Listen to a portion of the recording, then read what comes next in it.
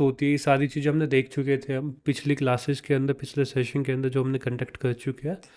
आज की इस वीडियो में हम बात करने वाले हैं कि एसईओ का जो प्रैक्टिकल इम्प्लीमेंटेशन होता है वो कैसे होता है। लाइक जो एसईओ को हम प्रैक्टिकली कैसे इम्प्लीमेंट करेंगे उस चीज़ की हम आज बात करने वाले हैं। ठीक है। सो अभी फ़िलहाल हमारे पास एक वेबसाइट है डिजिटल जनित के नाम से, janityadav.com। इस वेबसाइट के ऊपर हम अपना प्रैक्टिकल एसईओ करना स्टार्ट करेंगे। इसी के थ्रू हम अपनी कंप्लीट एसईओ की बात करेंगे कि कौन कौन सा एसईओ का पॉइंट हम कर सकते हैं, कैसे करेंगे वो सारी चीज़ें। ठीक है। अब कल की जो वीडियो में हमने डिस्कस किया था, डेट किया था कि बेसिक डेफिनेशन क्या होती है, एसईओ इम्पोर्टेंट होता क्यों है, ये सारी चीज़ें हमने उसमें बात की थी। अब इस वीडियो में हम बात करने वाले लाइक कि कंप्लीट ये जो आपको दिख रहे हैं यूआरएल वगैरह, ये सारी चीज़ें जितना भी प्रैक्टिकल काम होगा एसईओ का वो इसी वेबसाइट के ऊपर हम करेंगे। सर ये आपकी दूसरी वेबसाइट है ना? हाँ, ये पर्सनल मतलब वेबसाइट है। इस पे केवल एसईओ का काम करेंगे हम इस वेबसाइट के ऊपर। नहीं, मेरा मेरा पूछने का मतलब सर है, डिजिटल जनित जो है वो दूसरी है, ये दूसरी है ना? हाँ, ये अलग है, दोनों अलग अलग है। अच्छा अच्छा। ठीक है। अब तो इस हम दोनों के लिए सर अलग अलग नंबर भी लेना पड़ा है आपको? एक ही है, एक ही नंबर से चल रहे हैं जो कुछ चल रहा है आज के टाइम में। अच्छा अच्छा। अब इसके अंदर जितनी भी चीज़ें होगी, लाइक जितने भी पेज है, home page, about me, portfolio, इनका ये कैसे लिखता है, टाइटल, डिस्क्रिप्शन वगैरह, ये सारी चीज़ों की हम बात करेंगे। तो वन बाय वन इस चीज़ को हम देखते हैं। इसका चैट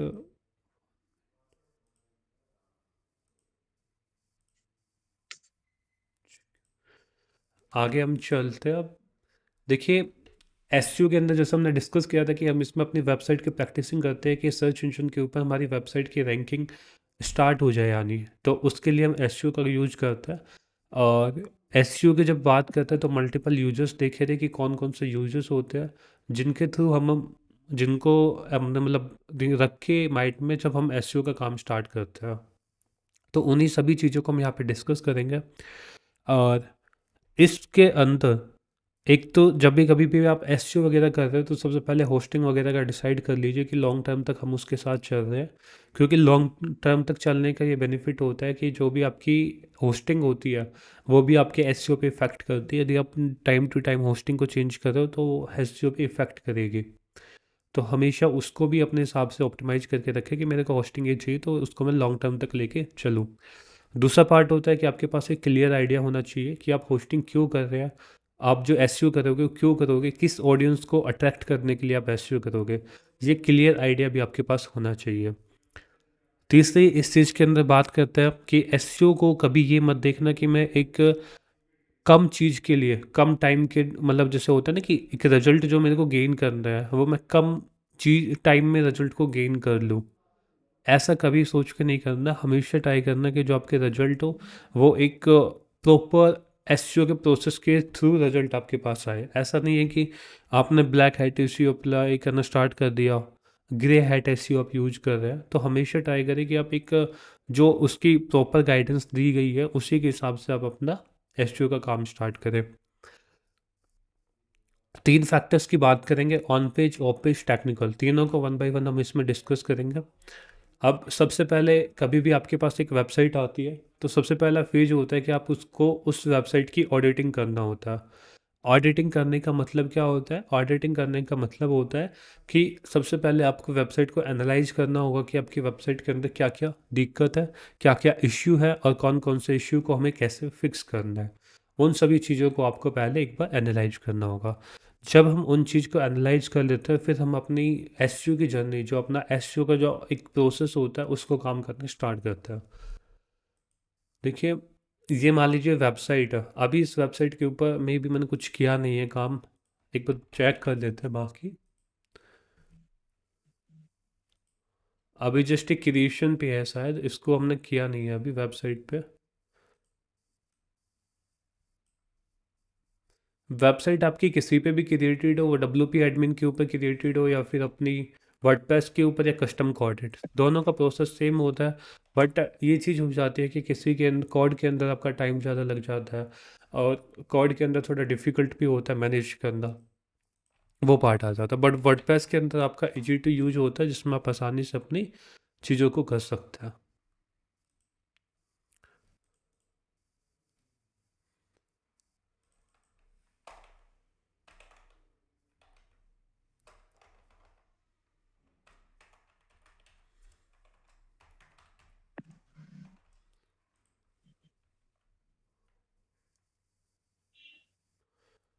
सो अभी फ़िलहाल हम वेबसाइट के डैशबोर्ड के अंदर है, इसके अंदर कुछ भी नहीं है। अभी तक मैंने इसके अंदर कुछ नहीं किया, लाइक कोई भी एक टैग्स मैनेजर का कोई भी कोड ऐड नहीं किया है, ना ही एनालिटिक्स का है, ना ही सर्च कंसोल का है। और इन सभी चीज़ों को देखेंगे कैसे वन बाय वन हम उसमें ऐड करेंगे। तो आपके पास एक ब्लैंक डैशबोर्ड का वर्जन आता है, ठीक है। इस वेबसाइट को ऑडिट करते हैं सबसे पहले। कोई भी काम आता है लाइक, तो इसके अंदर ऑडिट करने के लिए आप इस डोमेन को सिलेक्ट करिए। डोमेन को सिलेक्ट करने के लिए किसी भी वेबसाइट के ऊपर चले जाना आप ऑडिट करने के लिए, वो आपको पूरी रिपोर्ट क्रिएट करके दे देंगे इस वेबसाइट की, जैसे मैंने यहाँ पे टाइप किया। अब जैसे इसको मैं एनालाइज करूँगा तो मेरे को कंप्लीट रिपोर्ट करके दे रहे हैं कि आपकी वेबसाइट के अंदर है क्या क्या चीज़। जैसे इसके अंदर ये दिखा रहा है टाइटल टैग परफेक्ट है, मेटा टैग डिस्क्रिप्शन में दिक्कत है, बट टाइटल टैग को हम अपने अकॉर्डिंग चेंज करेंगे, अपने कीवर्ड के अकॉर्डिंग। दूसरा आता है मेटा डिस्क्रिप्शन। मेटा डिस्क्रिप्शन इसमें नहीं है, वो चेंज करना पड़ेगा। एक लॉग इन कर लेते हैं इसको।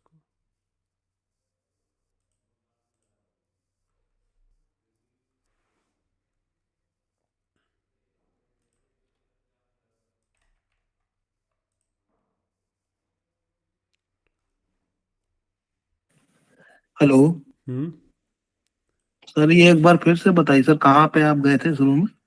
ये तो जस्ट आप अपनी वेबसाइट की यूआरएल लियो, वो कॉपी करियो, और ये जो वेबसाइट ऑडिट और termsandsolutionscom, इस पे जी आके, सर। हाँ, जी सर। इस पे आके आप अपनी वेबसाइट को यहाँ पे रख देना, तो वो पूरी एनालाइज करके दे देगा तुमको कि टाइटल क्या है, डिस्क्रिप्शन क्या है तुम्हारी वेबसाइट का, कितने हेडिंग टैग लगा रखे तुमने, कंटेंट के कीवर्ड कौन कौन से यूज किए हुए हैं, इमेज का कीवर्ड कौन कौन सा है, कितने ओके। इमेज है जिसके अंदर एल टेक्स्ट नहीं है, वो सारी चीज़ें तुमको ये रिपोर्ट बना के दे देगा। एसईओ फ्रेंडली यूआरएल है या नहीं है, ये हमारा खुद का टूल है, फ्री में, इसका कोई चार्जेस नहीं है। तो तुम देख सकते हो वेबसाइट को एनालाइज करके।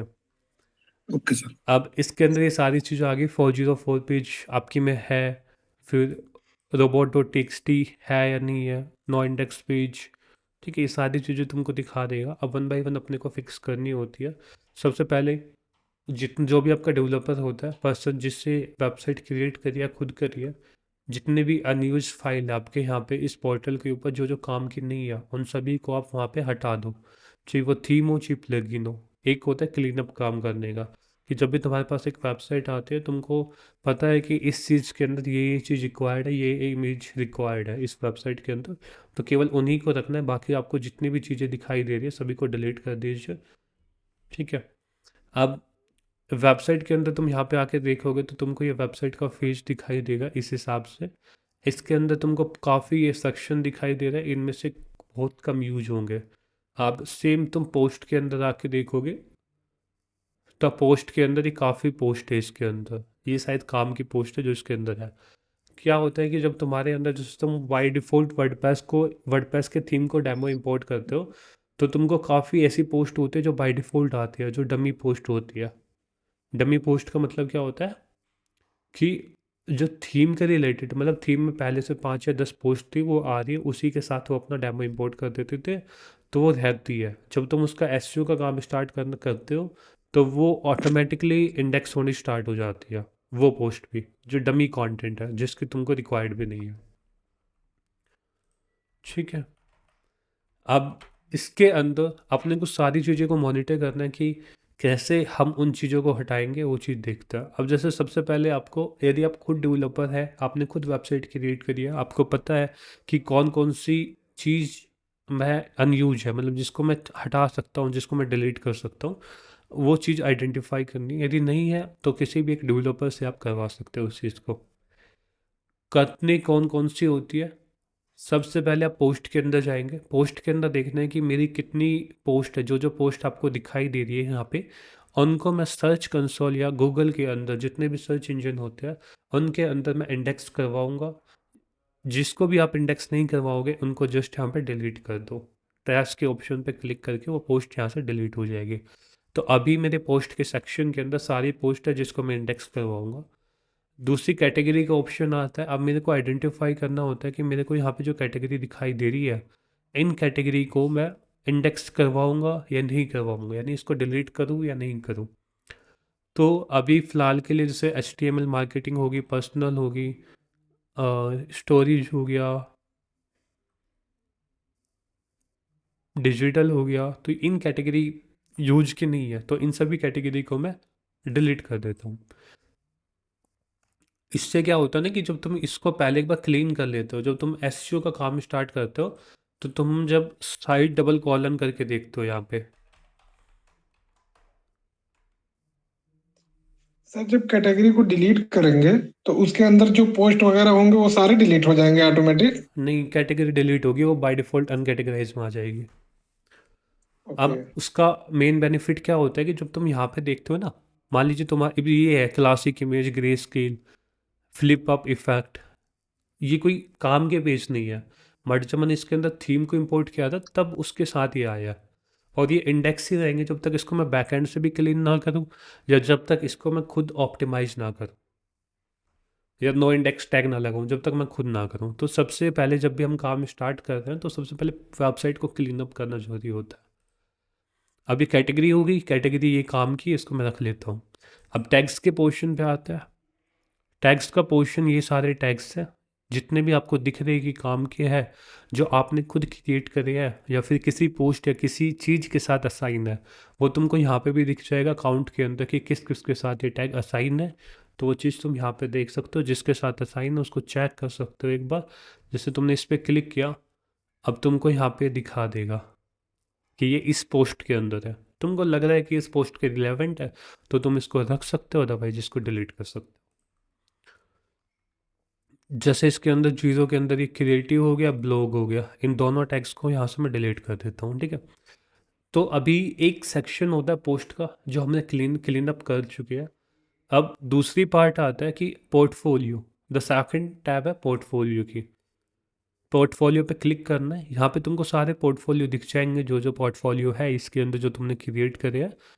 यदि तुमको लग रहा है कि कुछ पोर्टफोलियो ऐसे हैं जो तुम्हारे रिलेवेंट नहीं है, तो तुम उसको डिलीट कर सकते हो। जैसे ये पोर्टफोलियो है, ये जितने भी दिख रहे हैं इसके नीचे के कोई भी रिलेवेंट नहीं है, तो इनको, ये पहले थीम के साथ आए थे तो इनको मैं डिलीट कर देता हूँ यहाँ से। यदि आप चाहते हो कि मैं डिलीट ना करूं, लेकिन आप अपनी वेबसाइट के अंदर रखना चाह रहे हो कि मान लीजिए कि इन फ्यूचर उसकी यूज आ जाए, तो सिंपल तुमको एडिट पे क्लिक करना है, अप्लाई पे क्लिक करना है और स्टेटस को चेंज करके तुम ड्राफ्ट पे रख देना। तो इससे क्या होगा, जब तुम एसईओ करोगे तो तुमको क्लियर पता है कि मेरे को कोई किस किस चीज़ का एसईओ करना है, और ये चीज़ जो ड्राफ्ट में होती है वो इंडेक्सिंग में नहीं होती है। इसी हिसाब से तुम यहाँ पे देख सकते हो, ये बाकी के कुछ बचते हैं, जैसे तीसरे पेज के अंदर भी है ये। इन सभी को हम रख के ड्राफ्ट में रख देते हैं। एडिट पे क्लिक करेंगे, स्टेटस पे जाके ड्राफ्ट अपडेट, ठीक है। अब इसके अंदर तुमने सिंपल देख लिया, ऊपर की टैब पे तुम आके देख सकते हो कितने पब्लिश है कितने ड्राफ्ट है। अपने को मतलब है पब्लिश से, कि जितने भी आपके पब्लिश है वो एक्चुअल में नीडेड है या फिर वो यही है, ऐसे ही है। तो यहाँ से तुम उसको देख सकते हो, ये सभी अपने काम के अभी फ़िलहाल, ये भी अपने काम किया, ठीक है, ये सारी चीज़ें अपने काम किया। अब आते हैं कैटेगरी के बारे में। ड्राफ्ट रख दिए, ड्राफ्ट को आप कभी भी यूज कर सकते हो, ऐसा नहीं है कि आपको डिलीट ही करने होते हैं। आपको लग रहा है कि इन फ्यूचर उसकी नीड पड़ सकती है उस टाइप की लेआउट की या उस टाइप के डिज़ाइन की, तो आप ड्राफ्ट को बाद में पब्लिश करके उसमें चेंज कर सकते हो। ये इसकी कैटेगरी आती है। कैटेगरी देखते हैं कि इसकी कैटेगरी कोई नीडेड है, ये कोई भी कैटेगरी नीडेड नहीं है, तो सभी कैटेगरी को सिलेक्ट करेंगे, डिलीट पे क्लिक करेंगे, अप्लाई कर देंगे, तो ये कैटेगरी भी अपने डिलीट हो जाएगी। दो कैटेगरी और बचेगी, वेबसाइट को हटा के बाकी इसको हम डिलीट कर देंगे, ठीक है। अभी फ़िलहाल हमारे पास एक कैटेगरी, बाकी सारी कैटेगरी हमने यहाँ पे डिलीट कर दी। टैग्स के पोर्शन के अंदर आते हैं। टैग्स टेस्ट नाम का है, ये कोई काम का नहीं है तो इसको भी डिलीट कर देंगे। आगे चीज़ आती है मीडिया। मीडिया के अंदर आपको देखना है कि आपकी वेबसाइट के अंदर कौन कौन सी फ़ोटो को यूज किया हुआ है। जो जो फ़ोटो आपकी यूज हो रखी है उन्हीं को आपको रखना है, बाकी को सभी को डिलीट कर देना। जो तुमको लग रहा है कि ये फ़ोटो काम की नहीं है तो उनको तुम जस्ट सिंपल डिलीट कर सकते हो। लोड मोर पे क्लिक करके तुम सारी फ़ोटोज़ को देख सकते हो, नीचे तक ये तुमको सारी फ़ोटोज़ दिख जाएगी। ये कुछ फ़ोटो थीम के साथ बाय डिफ़ॉल्ट आते हैं, कुछ फ़ोटो तुम खुद अपलोड करते हो तो मीडिया की गैलरी इंक्रीज़ हो जाती है।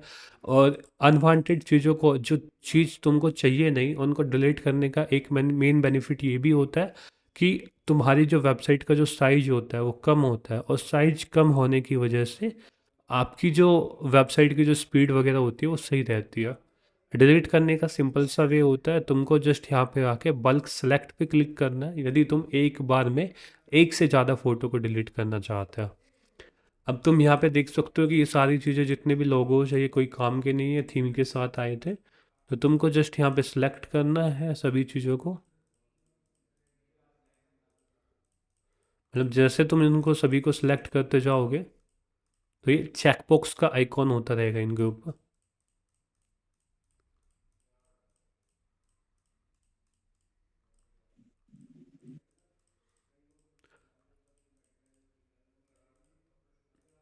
तो ये क्लीनिंग का फेज होता है, जो जो तुमको लग रही है कि ये काम की नहीं है, ये पहले से अपलोड है, इन सब को हम यहाँ पे डिलीट करते रहेंगे।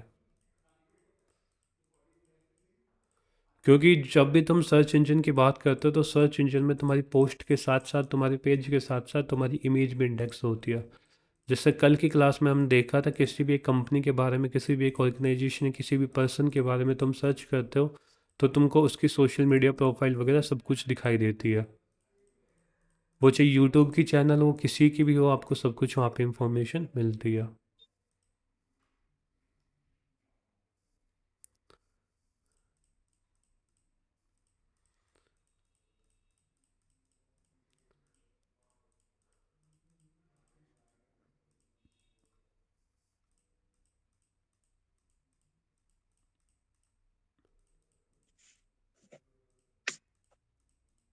ठीक है, मतलब जब भी तुम कभी भी वेबसाइट वगैरह क्रिएट, कई बार क्या होता है ना कि तुम एक पोस्ट के लिए दो दो इमेज भी अपलोड कर लेते हो कि इमेज बढ़िया नहीं लग रही तो आप दूसरी इमेज को भी अपलोड कर दोगे।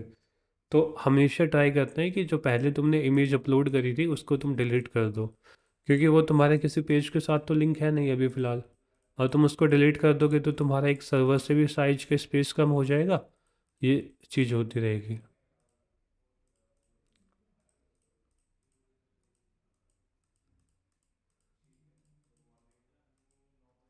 ठीक है, अब जैसे मान लीजिए ये है, इन सभी को मैं डिलीट परमानेंटली पे क्लिक करता हूँ तो डिलीट हो जाएगी। हो सकता है कि मेरी वेबसाइट के कुछ फ़ोटोज़ भी हट जाए क्योंकि मैंने बिना देखे भी डिलीट मारी है, तो उसको तो मैं बाद में फिक्स कर लेंगे।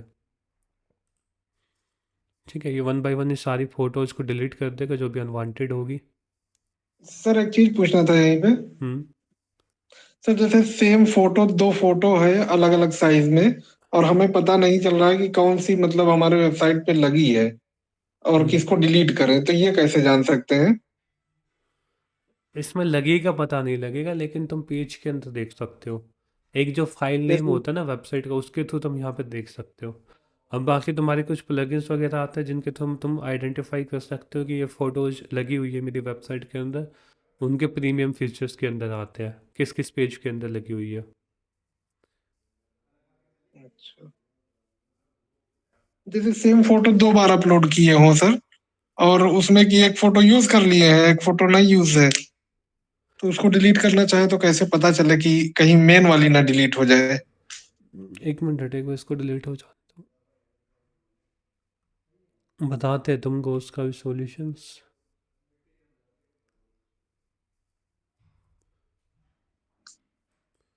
जैसे तुम अपनी वेबसाइट के ऊपर जाओगे ना तो राइट क्लिक करके जाओगे तुम, तो उसको तुमको फाइल नेम जी। दिखाई देगा।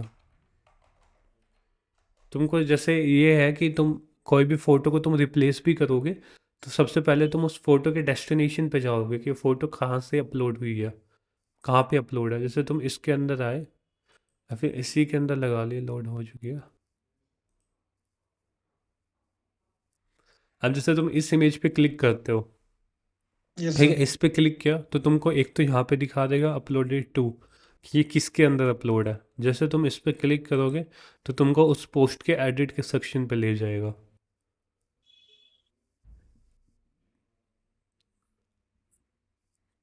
मतलब यहाँ से तुम एडिट करके उस चीज़ को देख भी सकते हो कि ये कहाँ पे यूज हो रहा है, कि मतलब यहाँ पे तुमको इन्फॉर्मेशन दिखा देगा वो अपलोड टू के सेक्शन के अंदर।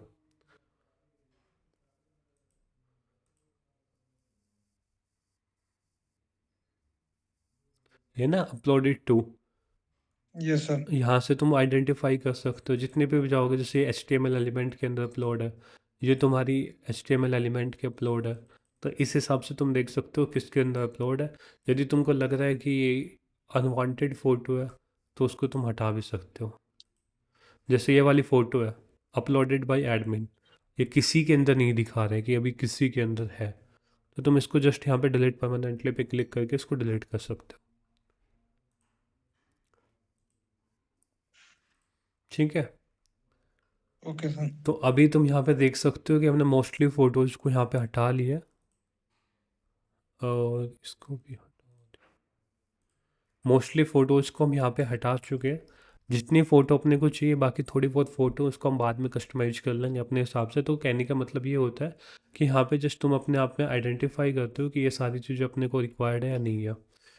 अब आगे चलते हैं, तो अगला फेज आता है यहाँ पे पेजेस के अंदर। तुमको जितने भी तुम्हारी वेबसाइट के अंदर इंपॉर्टेंट पेज होते हैं उनको आइडेंटिफाई करना होता है कि मेरी वेबसाइट के अंदर कौन कौन से पेज हैं। अब इसके अंदर तुमको दिखा रहे हैं यहाँ पे 148 पेज। यदि मैं इन सभी को इंडेक्स करूँगा तो अच्छा खासा रिजल्ट मेरे को वहाँ पे नहीं आएगा। तुमको आइडेंटिफाई कैसे करना होता है कि ये पेज यूज़ है, जैसे होम पेज यूज़ है, अबाउट मी, ये तुमको मेन्यू में भी दिख जाएंगे, और बाकी जब तुम खुद काम कर रहे हो उस पर तो तुमको वैसे भी पता लग जाएगा। अब इसके अंदर मेन तो मेरा भी यही पेज यूज हो रखी है, 5-7 जो भी है। अब सबसे पहले मैं कहाँ पे जाऊँगा, पेजेस के अंदर जाऊँगा, डेट पे क्लिक करूँगा। जैसे मैं डेट पे क्लिक करूँगा तो ये दिखा देता है कि जो बाद में जो जिन पे काम किया हुआ है ना, उसके हिसाब से यहाँ पे पेजेस फिल्टर किया जाता है। ठीक है, अब बाकी दूसरा वे होता है कि तुम यहाँ पे आओगे पेजेस के अंदर, यहाँ पे वन बाय वन तुम सभी पेजेस को सिलेक्ट कर लेना जो तुमको लग रहे हैं कि नहीं है। जो ये फ्रंट पेज है ये होता है होम पेज, जिस पे भी फ्रंट पेज लिखा होता है उसको हम होम पेज कहते हैं, जो मेन डोमेन पे अपना वर्क करता है। जैसे मेन डोमेन है इसके अंदर आएगा। अब पेजेस के अंदर जाके तुमको लग रहा है कि जो जो तुम्हारे काम के नहीं है उन सभी को तुमको यहाँ पे सिलेक्ट कर लेना है। जैसे तुम उनको सिलेक्ट कर लोगे अपने काम के पेजेस को यहाँ से हटा लेना। जैसे कॉन्टेक्टर्स, क्लाइंट्स,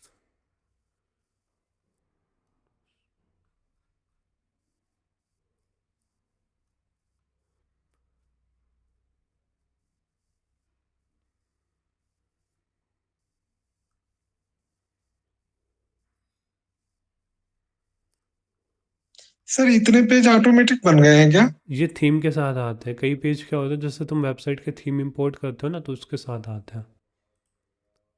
ओके ओके। जब तुम थीम का डेमो इंपोर्ट करते हो तभी उसके साथ। अब तुमको जिससे यहाँ पे कन्फ्यूजन हो रहा है, तो पोर्टफोलियो तुमने होवर किया तो तुमको नीचे URL दिख रही होगी पोर्टफोलियो की, नीचे बॉटम के अंदर yes sir. Portfolio dash portfolio. तो तुम यहाँ से भी आइडेंटिफाई कर सकते हो कि वो है क्या। जैसे ये पोर्टफोलियो का पेज है, इसके अंदर तुम व्यू पे क्लिक करोगे तो स्लैश पोर्टफोलियो तुमको दिख रहा है, तो तुम इसको छोड़ सकते हो। जब थीम में क्या होता है कि एक पेज के कई पेज होते हैं, 1 2 3 4 5 करके डेमो इस हिसाब से। तो सिंपल तुम यहाँ पे टॉप पे लिंक देखना, जो लिंक तुमको क्लाइंट यहाँ पे दिख रहे हैं तो वो लिंक सेम वहाँ पे मैच करनी चाहिए व्यू के साथ।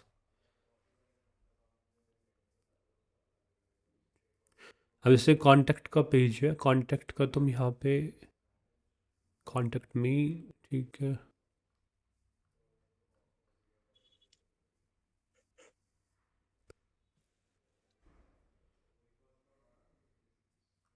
अभी के लिए मैं इसको ड्राफ्ट कर रहा हूँ, कोई पेज छूटेगा या कुछ होगा तो उसको मैं बाद में देख लूँगा। एडिट पे मैं क्लिक करता हूँ, स्टेटस पे क्लिक करके, ड्राफ्ट पे क्लिक करके अपडेट। जैसे मैं अपडेट करूँगा तो पब्लिश के अंदर तुम देख सकते हो कि अभी मेरे पास कितने पेज पब्लिश हैं, यहाँ पे 7 पेज है। अब पेज को जैसे तुम ड्राफ्ट में सेव करते हो, यानी जो पब्लिक पेज है उनको हटा के तुम ड्राफ्ट में रखते हो। अब तुमको चेक करना होता है कि तुम पोर्टफोलियो के अंदर, वेबसाइट के अंदर जाके सारे पेजेस को वन बाय वन चेक करोगे तुम सारे वर्किंग स्टेट में है नहीं है। सिंपल तुम यहाँ पे आके होम पे क्लिक करोगे, अबाउट पे, क्लाइंट पे, कॉन्टैक्ट, ब्लॉग, FAQ, मतलब जितने भी पेज तुम्हारी वेबसाइट के ऊपर होते हैं उन सभी को तुमको यहाँ पे आके देखना होता है। जैसे होम वर्किंग है, आपका अबाउट मी का पेज वर्किंग है, क्लाइंट का पेज वर्किंग है, कॉन्टेक्टर्स वर्किंग है, ब्लॉग्स वर्किंग है, एफएक्यू वर्किंग है। तो इस हिसाब से हमने आइडेंटिफाई कर लिया कि हमारी वेबसाइट के अंदर भी जितने भी पेजेस थे वो सारे पेज वर्क कर रहे हैं, तो अपने को कोई टेंशन लेने की ज़रूरत है नहीं फिलहाल।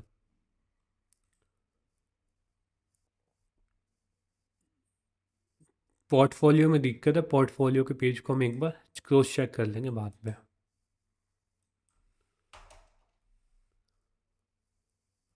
ठीक है, इसको हम बाद में देख लेंगे, क्या इशू। तो जो भी आप वेबसाइट क्रिएट करोगे तो लमसम आइडिया के थ्रू आप इतनी चीज़ों को कवर कर लोगे। अब उसके बाद इसके अंदर कमेंट का सेक्शन आता है, तो तुम्हारे वेबसाइट के अंदर जितने भी अनवांटेड कमेंट उन सभी को हटा दीजिए। कॉन्टैक्ट का पार्ट आता है, इसके अंदर तुम फॉर्म को रख सकते हो, बट उतने ही रखो जितने तुम्हारी वेबसाइट के अंदर यूज हो रखे हैं, क्योंकि कल को तुम्हें भी सर कन्फ्यूजन ना हो कि मेरी वेबसाइट में कौन कौन से फॉर्म यूज हो रखे हैं। सर एक चीज पूछना था, हम्म ये हमारे में कमेंट बहुत आ रहा है, उसका मतलब क्या करना होता है? कमेंट जो आ रहा है वर्डप्रेस के अंदर तो आती ही है भाई। तो उसको क्या करना होता है सर? उसके लिए या तो तुम किसी भी एक जो होते हैं ना कैप्चा प्रोटेक्शन वाले होते हैं, गूगल की एक जी एपीआई आती है, गूगल रिकैप्चा वर्जन 3 वर्जन 2 करके, उस एपीआई का तुम कॉन्टैक्ट फॉर्म में यूज कर सकते हो। अदरवाइज तुम किसी भी एक थर्ड पार्टी या पेड सॉफ्टवेयर के साथ जा सकते हो जो $12-13 लेते हैं,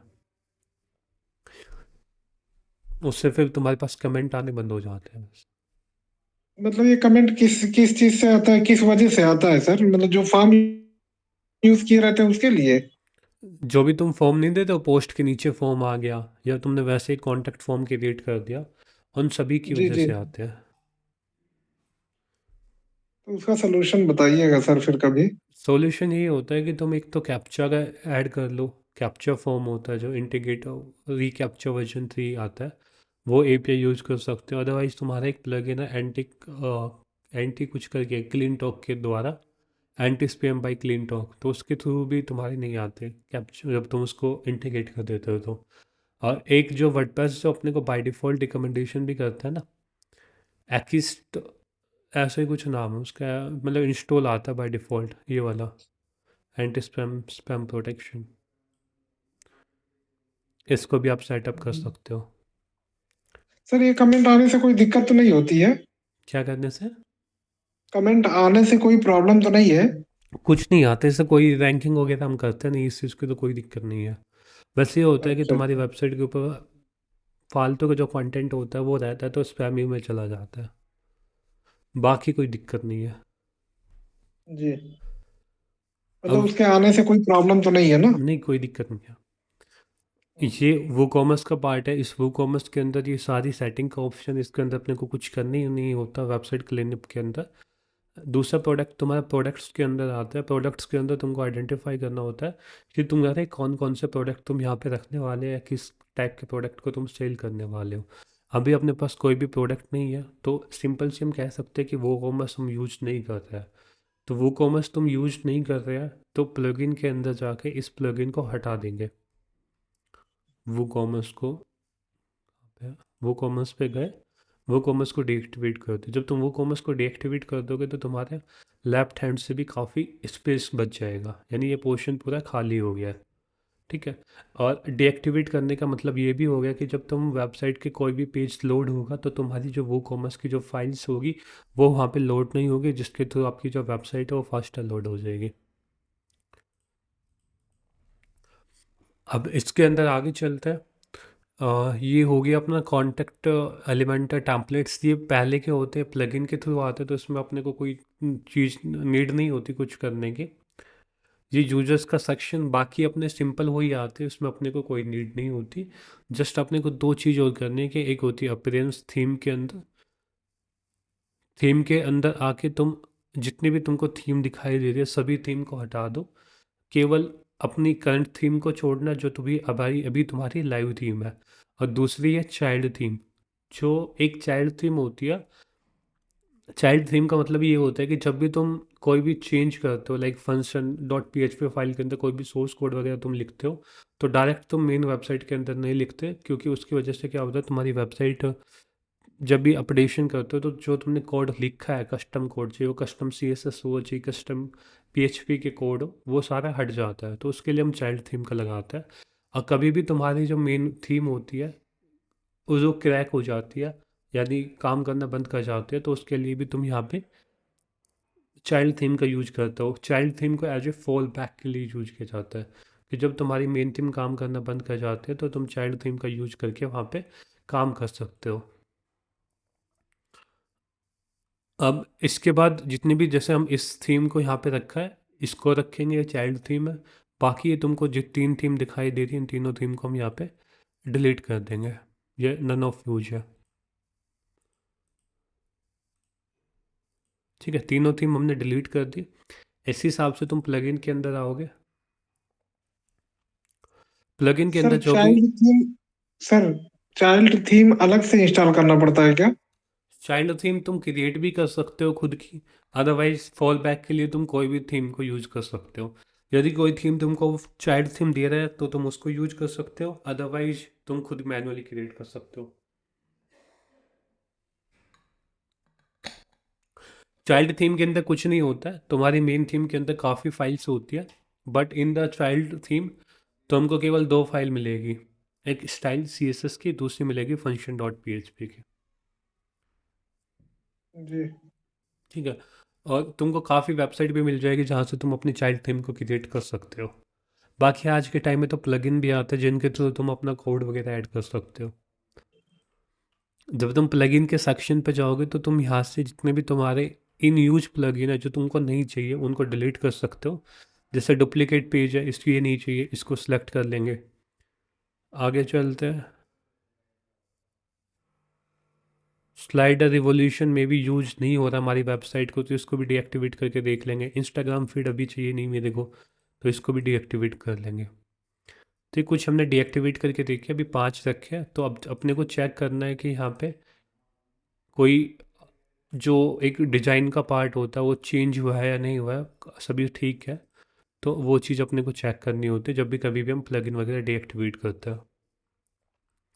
तो अभी इतना कोई फ़र्क पड़ा नहीं है, तो जस्ट इनको हम डिलीट कर देंगे। जितने भी हमारे इनएक्टिव प्लगइन है इन सभी को हम यहाँ पे सेलेक्ट करेंगे। सेलेक्ट करने के बाद डिलीट पे क्लिक कर देंगे और ये सारी चीज़ों को हम डिलीट कर देंगे। तो ये जितने भी प्लगइन्स थे अपने सभी प्लगइन्स को हमने यहाँ पे डिलीट कर दिया। तुम दोबारा देख सकते हो कि तुम्हारी वेबसाइट के अंदर कोई इफेक्ट पड़ा है या नहीं पड़ा। यदि इफेक्ट पड़ा है तो तुमको दोबारा से वो प्लगइन एक्टिवेट करना होता है। ठीक है, इसमें कोई क्वेश्चन हेलो। पूछने चाह रहे हो कुछ? हेलो। हाँ, सर जो एसईओ की जॉब करते हैं तो उनका काम क्या रहता है सर? एसईओ का काम होता है कि तुम वेबसाइट को रैंकिंग करवाना, कीवर्ड रिसर्च करना, ये सारी चीज़ें। सर तो सर जो जॉब करते हैं तो उनका काम यही रहता है सर?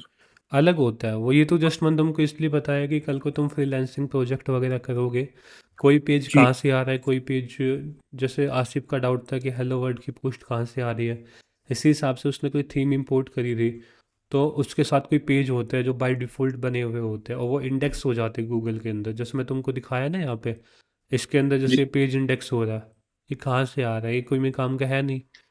तो ये सारी चीज़ों को आपको पहले क्लीन करना होता है कि तुम वेबसाइट के अंदर ये रख रहे हो चीज़। इसको या तो जी। तुम डिलीट कर सकते हो या फिर नो इंडेक्स टैग यूज करके कर सकते हो। सर हमने डिलीट कर दिया, लगभग हफ्ता भर हो गया, हमारे हफ्ता 10 दिन हो गया, लेकिन वो हट नहीं रहा है सर वहां से। तुम भाई उसमें जाओ गूगल सर्च कंसोल के अंदर, और गूगल सर्च हाँ। कंसोल के अंदर जाके रिमूवल टैब के अंदर आप अपनी वेबसाइट का लिंक पेस्ट कर दीजिए। और नहीं, परमानेंटली अगर डिलीट कर दिए सर तो वहां से नहीं हटेगा? वैसे वो गूगल के अंदर तो क्रोलर्स तो आ गए ना, अब जब तुम्हारे वेबसाइट के अंदर दोबारा क्रोलर्स आएंगे ना, तब वो चीज़ हट सकती है। ओके। तुमको करना क्या है,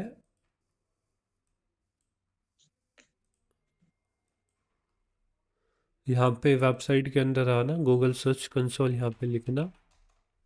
जी। सर्च कंसोल पे आने के बाद रिमूवल पे क्लिक करना है और यहाँ पे तुम न्यू रिक्वेस्ट पे क्लिक करके यूआरएल एंटर करके नेक्स्ट पे क्लिक करके सबमिट कर दो। Okay sir. ठीक है, इसमें कोई क्वेश्चन कुछ पूछना चाह रहे हो डैशबोर्ड क्लीनअप के अंदर?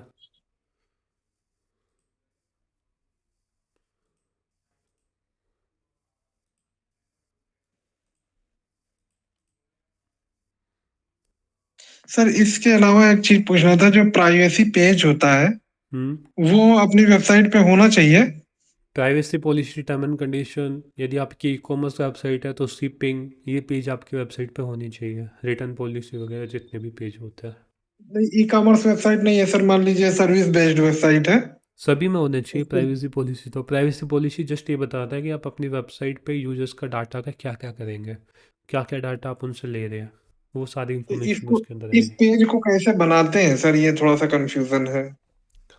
ये पेज को तुम क्रिएट करने के लिए सिंपल तुम प्राइवेसी पॉलिसी पेज पे जाओगे। कभी और डाउट क्लास में बता दीजिएगा सर, अभी रहने दीजिए, अभी जो पढ़ा रहे हैं पढ़ाइए। एसईओ का काम जब करेंगे हम, जब कल तक तुम अपनी वेबसाइट वगैरह सब कुछ क्रिएट कर लोगे जिस पे तुमको एसईओ करना है। जी।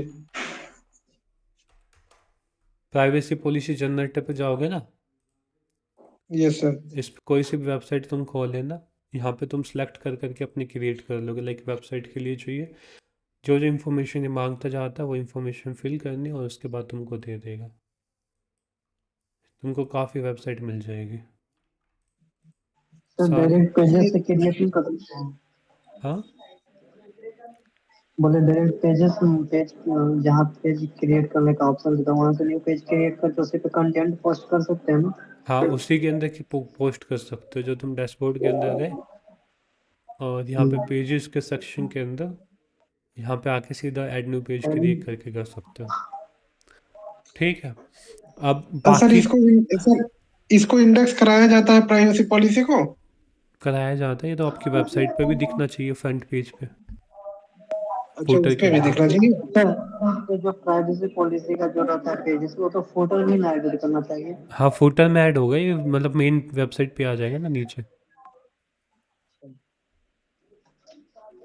मैंने नहीं सर करा इसको कभी, किसी वो दिन मत देखना। सर इसको किसी दिन प्रॉपर बताइएगा, जैसे अभी रहने दीजिए। हाँ ठीक है, तुम कोई भी वेबसाइट खोल के देखोगे तो तुमको उसको में पाएगा फुटर के अंदर। Yes sir.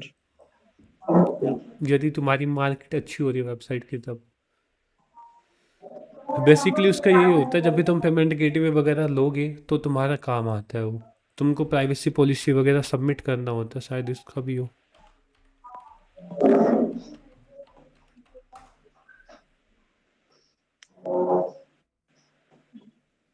है ना प्राइवेसी पॉलिसी का पेज। जब भी तुम यस अपनी सर। वेबसाइट का वो करते हो, पेमेंट गेटवे लोगे या फिर कहीं भी एक अप्रूवल के लिए भेजोगे तो चाहिए उसमें। तो ये था डैशबोर्ड मैंने क्लीन सर करने का, कि कैसे हम उसको डैशबोर्ड को क्लीन करते हैं। कल सबसे पहले चाहिए तुम सभी के पास डोमेन है अपनी खुद की, उस पर एक छोटा सा पेज क्रिएट कर लो, एक ब्लॉग वेबसाइट क्रिएट कर लो। जो भी तुमको क्रिएट करनी है 4-5 पेज की, 1-2 पेज की, वो तुम क्रिएट कर लो। अपनी पोस्ट का कंटेंट वगैरह सब कुछ रेडी रख लो, मतलब जो तुमको दिखना चाहिए वेबसाइट के ऊपर। एक जीमेल आईडी, और फिर उसके बाद हम आगे सर्च कंसोल, कीवर्ड रिसर्च वगैरह ये सारी चीज़ों को हम करेंगे। ठीक है, मैं जो लिंक भेजा था सर और वेबसाइट का, जो जैसे ये बताया बुक सेल डैशबोर्ड का था। कैसे क्लीन करते हैं, डैशबोर्ड भी अपना क्लीन रखेंगे बिल्कुल। जो जो चीज़ आपको रिक्वायर्ड चाहिए वो रखना चाहिए। तुम कोई भी डेमो इंपोर्ट करके एक वेबसाइट क्रिएट कर लो कल तक, कल की क्लास तक। हेलो। हाँ हेलो। हाँ संजय पता।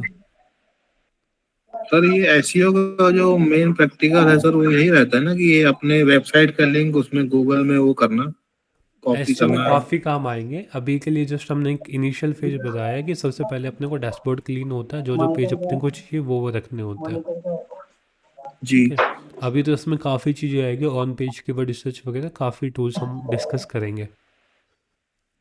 जी कल सर। तक सबके पास डोमेन है, एक एक, चाहिए 5 पेज की, चाहिए 2 पेज की, 1 पेज की, कोई सी भी वेबसाइट हो, सब अपने पास सेटअप करके रखना।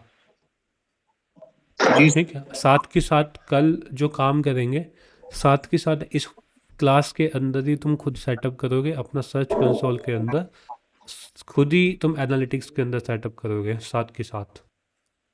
मैं तुमको जस्ट प्रोसेस बताऊंगा कि कैसे कैसे उसको करेंगे, और उसी प्रोसेस के साथ तुम साथ के साथ करोगे। जैसे 5 मिनट मैंने कर लिया, 5 मिनट तुम खुद करोगे इस हिसाब से। सर गूगल टैग मैनेजर के द्वारा बताइएगा। भाई पहले बेसिक कर ले, टैग मैनेजर देख लेंगे बाद में। सर मेन वही होता है, बेसिक और एडवांस क्या होता है, अब जो उससे करेंगे तो फिर आगे कोई दिक्कत नहीं होगी। अभी के लिए तुम जस्ट अपना वो क्रिएट कर लो वेबसाइट, फिर मैं बता दूंगा, कोई दिक्कत नहीं है। साइट ठीक तो है। क्रिएट है सर। हाँ, ठीक है, ठीक है सर। हार्ड डिस्क में ही चलिएगा सर। तुमको मैं प्लगइन के थ्रू भी बता दूंगा, वैसे ही बता दूंगा, सब चीज़ के थ्रू बता दूंगा कैसे कैसे कनेक्ट करेंगे। जी सर, थोड़ा डीप में ही चलिएगा क्लास को लेकर। हाँ, हेलो। ठीक है, कल तक तुम एक बार अपनी वेबसाइट क्रिएट कर लो, जो जो तुम्हारी वेबसाइट है, क्योंकि क्लास के साथ तुम प्रैक्टिस कर लोगे तो तुम्हारे जो डाउट्स आएंगे वो कर लोगे, बाद में तुम प्रैक्टिस कर नहीं रहे हो कोई भी। हेलो नहीं करेगा हेलो। कि है संजय प्रैक्टिस बाद में? जी सर, 1-2 दिन बनाया था मैंने। एक दो वो तीन मतलब, दिन हाँ सर वो बनाया था मैंने, और सर थोड़ा सा तो बस दिक्कत हो रही थी, बस बीच बीच में देखना पड़ रहा था वीडियो। 22 दिन हो गया आज ना, 20 दिन, 20, जी सर। 22 दिन हो गए, 23। सर मैंने प्रैक्टिस की है। तुमको तो आती है। हेलो। संजय यासिर भाई, अपनी वेबसाइट क्रिएट कर दियो, जो तुम्हारे पास एक वेबसाइट है, चाहे तुम 2 पेज की क्रिएट करो, चाहे तुम 3 पेज की क्रिएट करो। कल तक अपनी वेबसाइट रेडी रखना, मतलब जो 2 पेज हम करेक्ट करेंगे ना। वही सर, ब्लॉग बनाना है ना। कुछ भी क्रिएट कर दो, चाहे तुम जो भी तुम क्रिएट करना चाहते हो। जी सर। ठीक है, क्लीन करके जो भी डैशबोर्ड वगैरह ना, सब कुछ। जी सर। सर वो वीडियो डलवा देते हैं यार, तो अच्छा रहता है। या भाई वो मैं डलवा रहा हूँ उसमें ना।